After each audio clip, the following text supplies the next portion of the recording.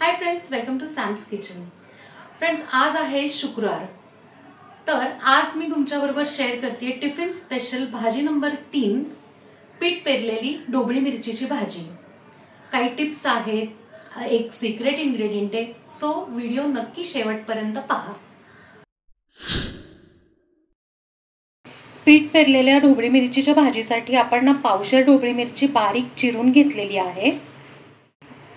आता ना एका कढईत मी ना एक छोटी पळी तेल घेतलेले आहे, त्यात 1 चमचा मोहरी टाकून घेऊया, पाव चमचा हिंग, अर्धा चमचा हळद आणि आता ही बारीक चिरलेली ढोबळी मिरची सगळी टाकून घेऊया। आता फोडणीमध्ये आपण ना ही ढोबळी मिरची छानपैकी मिक्स करून घेऊया। मिक्स करून झाल्यावर एक 3 ते 4 मिनिटांना आपण झाकून ठेवूयात आणि अर्धी शिजवून घेऊयात। आता 4 मिनिटं आपण झाकण ठेवून घेतलेले आहे आणि अर्धी शिजलेली आपली भाजी। त्यात आता चवीप्रमाणे मीठ, चवीप्रमाणे तिखट, 1 चमचा डाळीचं पीठ। आपली भाजी ना खमंग होण्यासाठी ना आपण आता एक स्पेशल पीठ वापरणार आहोत, ते आहे थालीपीठाची भाजणी। 2 चमचे मी थालीपीठाची भाजणी घेतलेली आहे, ती पण आपण टाकून घेतली आहे। आता आपण हे सगळं मिक्स करून घेऊया।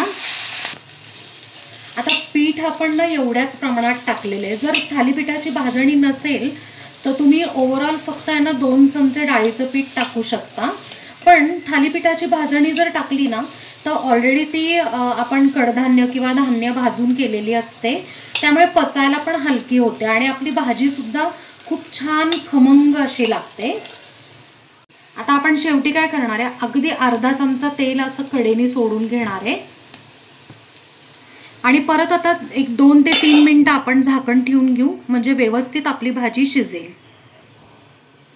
3 मिनिटं झालेली आहे। आता तुम्ही बघू शकताय की मस्तपैकी आपली भाजी शिजलेली आहे आणि खमंग झालेली आहे। आणि महत्त्वाचं म्हणजे आपण ना पीठ खूप कमी वापरलं आहे, त्यामुळे अशी पिठूळ पण नाही आहे आणि अशी छान थोडीशी ज्युसी आहे, म्हणजे काय होतं की पोळीबरोबर खाताना ना कोरडी लागत नाही अजिबात। तर अशा पद्धतीने आपली भाजी तयार आहे। तर फ्रेंड्स, टिफिन स्पेशल मस्त अशी खमंग पीठ पेरून केलेली ढोबळी मिरचीची भाजी तयार आहे आणि ही भाजी 2 जणांसाठी अगदी व्यवस्थित पुरते। तर फ्रेंड्स, कशी वाटली तुम्हाला आजच्या भाजीची रेसिपी?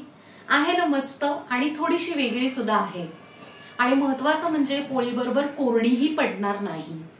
सो तुम्ही पण नक्की करून बघा आणि मला कमेंटमध्ये सांगा। आपल्या चॅनलला सबस्क्राइब करा, लाईक करा, शेअर करा आणि कमेंट करा। बेल आयकन नक्की प्रेस करा, म्हणजे असेच वेगवेगळे आणि एक्साइटिंग व्हिडिओज तुम्हाला बघायला मिळतील, त्याचे नोटिफिकेशन्स येतील तुम्हाला। थँक्यू।